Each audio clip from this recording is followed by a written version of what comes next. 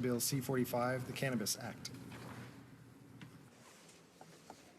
Ms. Wilson-Raybould, seconded by Ms. Shager, moves that Bill C-45, an act respecting cannabis, and to amend the Controlled Drugs and Substances Act, the Criminal Code, and other acts, be now read a second time and referred to the Standing Committee on Health. Debate, the Honourable Minister of Justice. Well, thank you, Mr. Speaker. It is my privilege to speak today about Bill C-45, an act respecting cannabis, and to amend the Controlled Drugs and Substances Act, the Criminal Code, and other acts. Bill C-45 proposes a framework to restrict and strictly regulate access to cannabis in order to protect the health and safety of Canadians, to keep cannabis out of the hands of young people, and to keep the profits out of the hands of criminals. I introduced Bill C-45 on April the 13th alongside another important piece of legislation, Bill C-46, which proposes new and stronger laws to more seriously tackle drug and alcohol-impaired driving. In the 2015 speech from the throne, our government committed to legalizing, strictly regulating, and restricting access to cannabis. This commitment is motivated by a recognition that Canada's existing approach to cannabis, one of criminal prohibition, is not working. It has allowed criminals and organized crime to profit while failing to keep cannabis out of the hands of young Canadians. In many cases, it is easier for kids to buy cannabis than cigarettes or a bottle of beer. Statistics tell us that the current system of criminal prohibition is failing. Youth in Canada use cannabis at some of the highest rates in the world.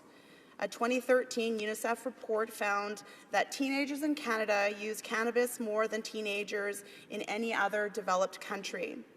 The 2015 Canadian Tobacco, Alcohol and Drugs Survey found that 21% of Canadian youth aged 15 to 19 and 30% of young adults from age 20 to 24 reported using cannabis. Mr. Speaker, the current approach to cannabis has created an environment where organized crime reaps billions of dollars in profits from the sale of illicit cannabis, and thousands of Canadians end up with criminal records for non-violent minor cannabis offences each year. A majority of Canadians no longer believe that simple possession of small amounts of cannabis should be subject to harsh criminal sanctions, which can have lifelong impacts for individuals and which take up precious resources in our criminal justice system. Our government agrees that there is a better approach. Bill C-46 or 45 paves the way for Canada to become the first G20 country to enact legislation to legalize and strictly regulate cannabis at the national level.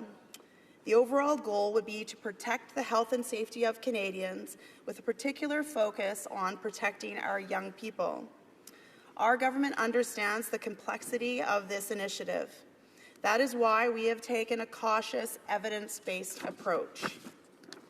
To ensure that our legislation would be informed by evidence, my colleagues, the Minister of Public Safety and Emergency Preparedness and the Minister of Health and I, announced the creation of a task force on cannabis legalization and regulation on June 30th, 2016.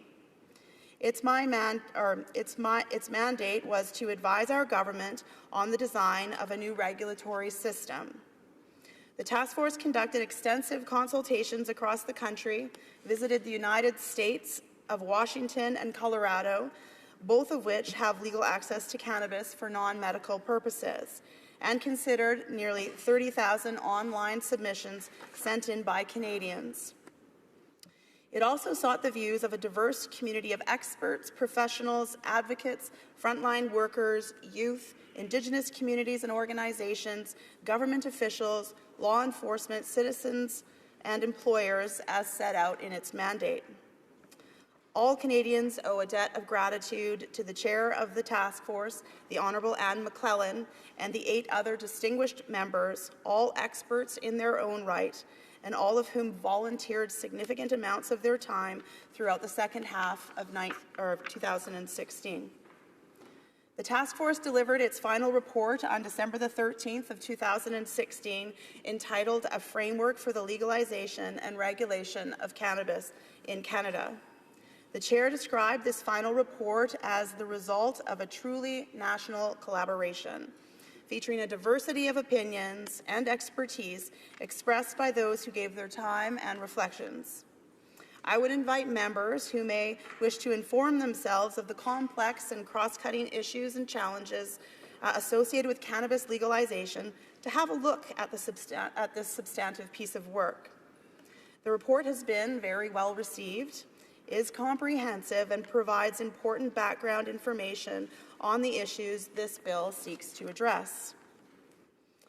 The task force is comprised of over 80 recommendations for the development of a cannabis framework in Canada. It reflects a public health approach aimed at reducing harm and promoting the health and safety of Canadians. The recommendations fall under 5 themes. First, in taking a public health approach to the regulation of cannabis, the task force proposed measures that will maintain and improve the health of Canadians by minimizing the potential harms associated with cannabis use. Second, the task force called for the creation of a safe and responsible supply chain and recommended the design of an appropriate distribution system.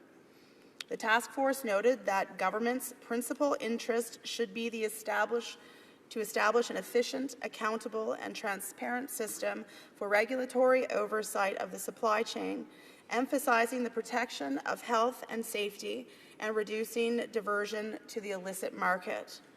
It recommended that wholesale distribution of cannabis be regulated by the provinces and territories. Third, the task force highlighted the need for clear, enforceable rules to ensure that all Canadians and law enforcement agencies understand what is permitted and what continues to be prohibited under the new legal regime. The task force also heard that penalties for contravening the new rules will need to be proportional to the contravention, and that the criminal justice system should only be employed where truly necessary. Fourth, the task force recommendations for a regulatory framework for non-medical cannabis were informed by the existing rules governing the medical system. These rules establish safeguards to ensure product quality and security, as well as safety provisions to prevent diversion. Fifth, the task force report underscores that the regulation of cannabis is a complex public policy issue. As with other such issues, the depth and scale of the complexity increases as we turn to the practicalities of implementation. Our government recognizes that it will be necessary for all levels of government to coordinate efforts in order to implement an effective regime. We remain committed to working with our provincial and territorial counterparts, as well as with municipalities, to develop a framework that strictly regulates access to cannabis in a way that works for everyone involved. Mr. Speaker, building on the recommendations of the Task Force on Cannabis Legalization and Regulation, our government has proposed legislation that pursues a new approach to the regulation of cannabis. The approach sets national standards and will be more effective at protecting public health and safety, keeping cannabis out of the hands of youth, and reducing the role of the illegal market and organized crime. Our government's commitment to legalize and strictly regulate cannabis marks a major change for Canada. But I am convinced that what is proposed in Bill C-45 is the best approach for Canadians. Mr. Speaker, I would like to speak to a few components of Bill C-45. I would like to begin by highlighting the overall or overarching purpose of the bill. Simply put, its purpose is to protect the health and safety of Canadians. Specifically, it aims to protect the health of young people by restricting their access to cannabis, to protect young people and others from advertising and other promotional activities that are likely to encourage them to use cannabis, to provide for the lawful protection of cannabis, to reduce illegal activities in relation to cannabis, and to deter illegal activities in relation to cannabis through appropriate sanctions and enforcement measures, to reduce the burden on the criminal justice system in relation to cannabis, to provide Canadians with access to a quality-controlled supply of cannabis, and to enhance public awareness of the health risks associated with cannabis use. Mr. Speaker, I want to emphasize that while our government is legalizing cannabis, we are also strictly regulating and restricting access to it. Bill C-45 will create a new legal framework that will allow adults to access legal cannabis through an appropriate retail framework, sourced from a well-regulated industry or grown in limited amounts at home. Adults 18 years or older would be permitted to legally possess up to 30 grams of legal dried cannabis in public or its equivalent in other forms. Adults could also legally share up to 30 grams of dried cannabis or its equivalent with other adults. Selling or possessing cannabis in order to sell it would only be lawful if authorized under the Act. Under no circumstances could cannabis be sold or given to a young person.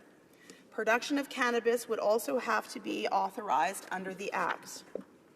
Possession, production, distribution, importation, exportation, and sale outside of the legal framework would be illegal and subject to criminal penalties. These penalties would be proportionate to the seriousness of the offence, ranging from ticketing up to a maximum penalty of 14 years imprisonment.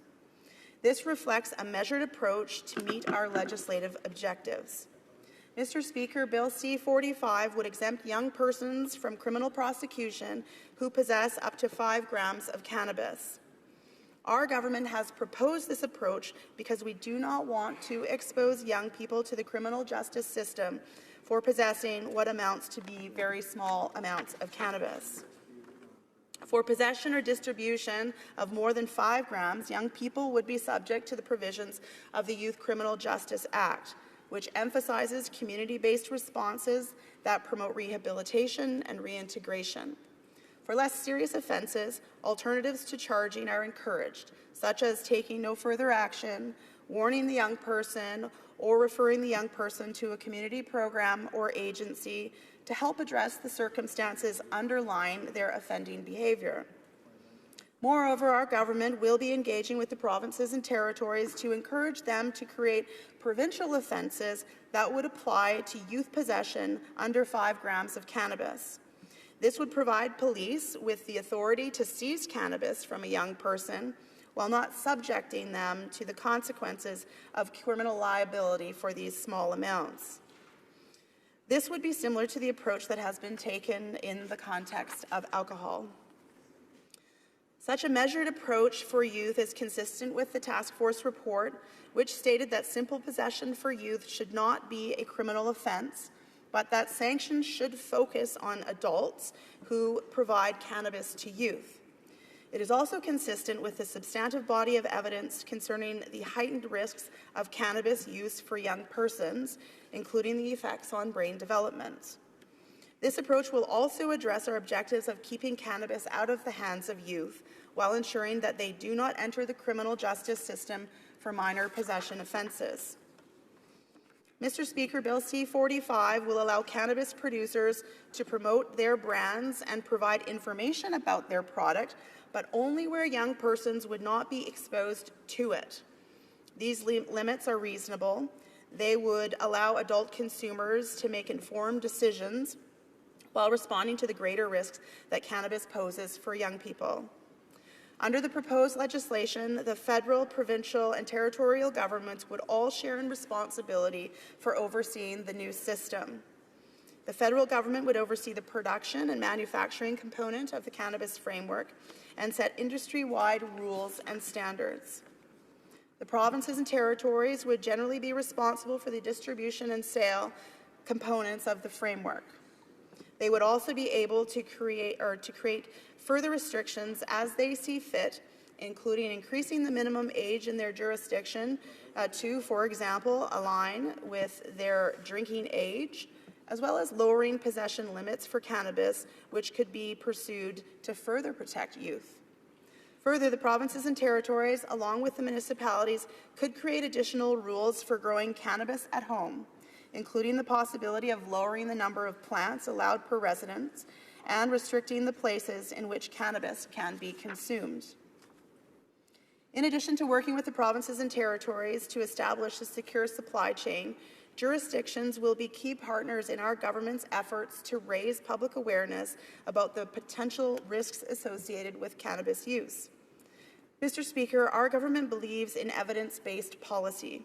We will monitor patterns of and perceptions around cannabis use amongst Canadians, especially youth, through an annual Canadian Cannabis Survey.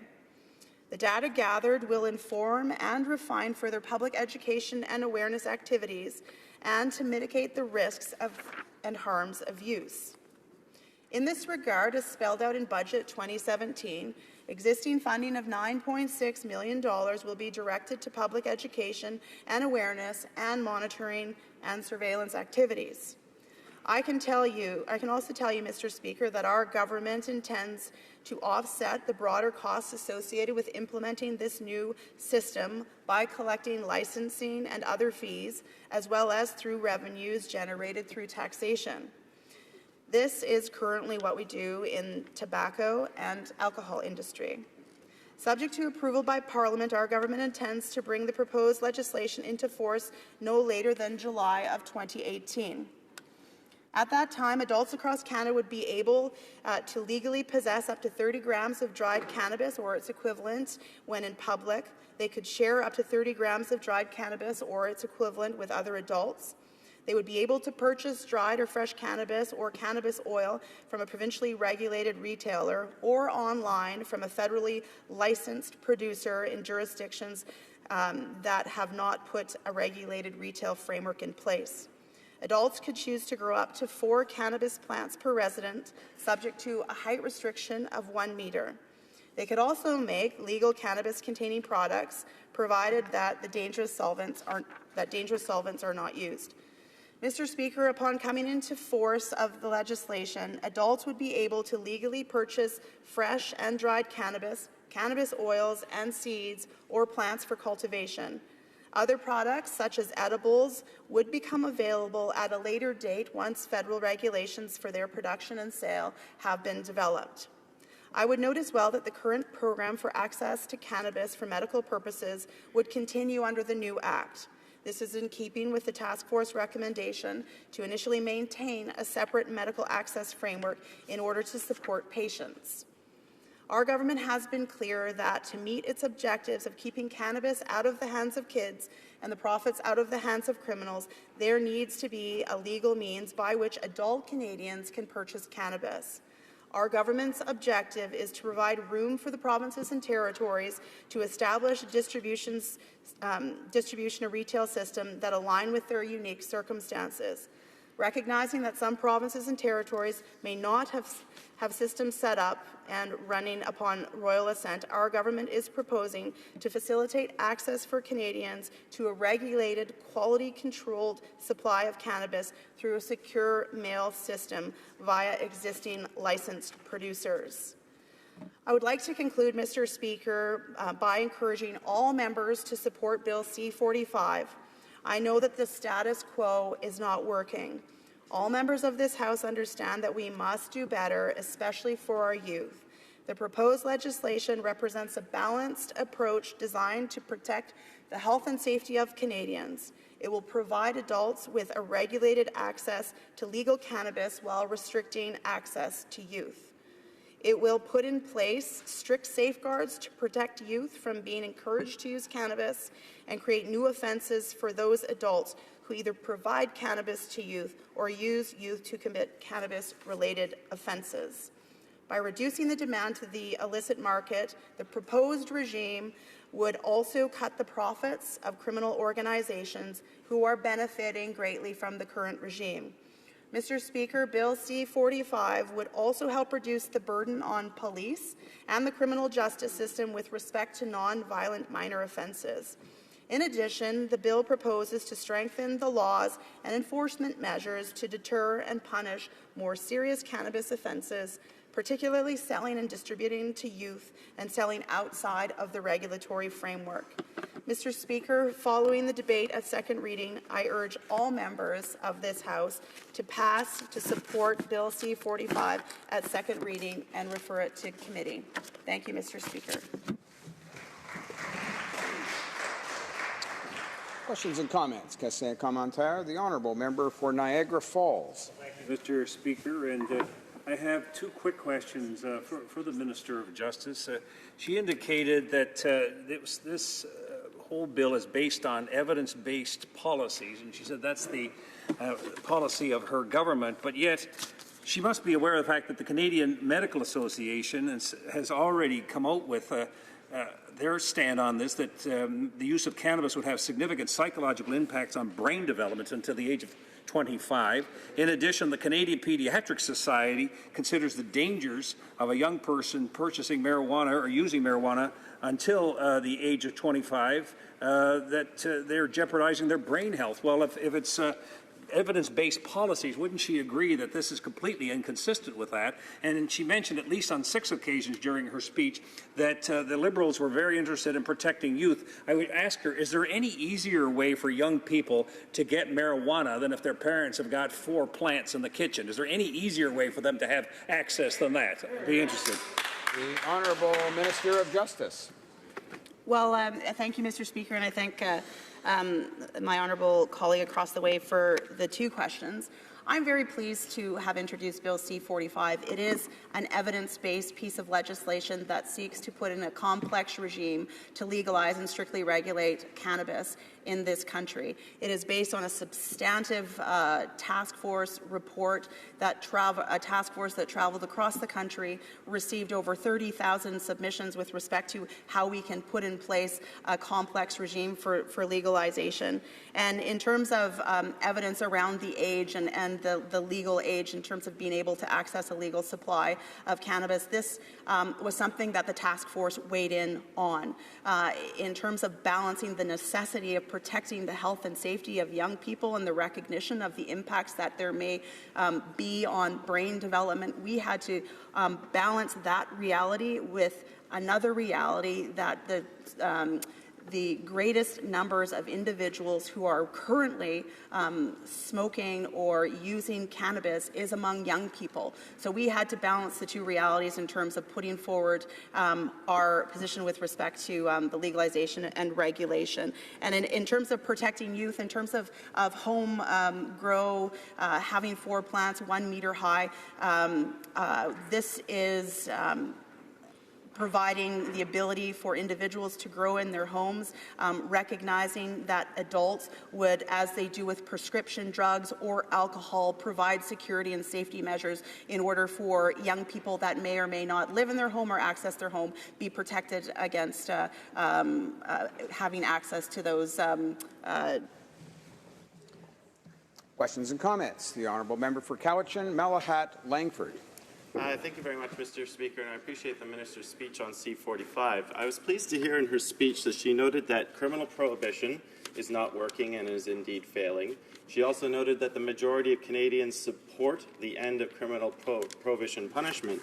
And indeed, even if we go back to the Liberal platform of 2015, it noted that arresting and prosecuting for cannabis offences is expensive for our criminal justice system. It traps too many Canadians in the criminal justice system for minor, non-violent offences. Now, the Liberals have repeatedly said that they want to legalize, strictly regulate, and restrict access in order to keep it out of the hands of kids and the proceeds out of crime. I accept that. I don't think she will find any argument in this House against that. My question is in her preamble, she seems to have made a very strong case for decriminalization. She has acknowledged the harms that criminal prohibition and punishment does to our society, particularly youth and racialized Canadians. This government has now been in power for almost 20 months. Many regimes around the world have instituted decriminalization quite well. I still have not heard a good argument from the Liberal government why they will not institute this as a good interim measure on the road to legalization. The Honourable Minister of Justice. Well, thank you, Mr. Speaker, and thank my honourable colleague for the question, and thank him for reiterating the purpose of why we're introducing this legislation. We're committed to legalizing, strictly regulating, and restricting access to cannabis, and the reasons, as he clearly articulated, is to keep it out of the hands of children and the proceeds out of the hands of criminals. By simply decriminalizing right now, we will not be able to achieve those objectives. That is why we are working very diligently, benefiting from the substantive input that we receive from the task force and Canadians right across the country to ensure that we put in place, working with the provinces and territories and municipalities, this complex regime for the legalization and the strict regulation of cannabis. And that's what we're focused on. We're very hopeful that this legislation will move through the parliamentary process and that we will have a legal regime in this country in order to achieve the objectives that I stated in my remarks in terms of keeping it out of the hands of kids, proceeds out of the hands of criminals, and ensuring that for minor possession offences that we're not criminalizing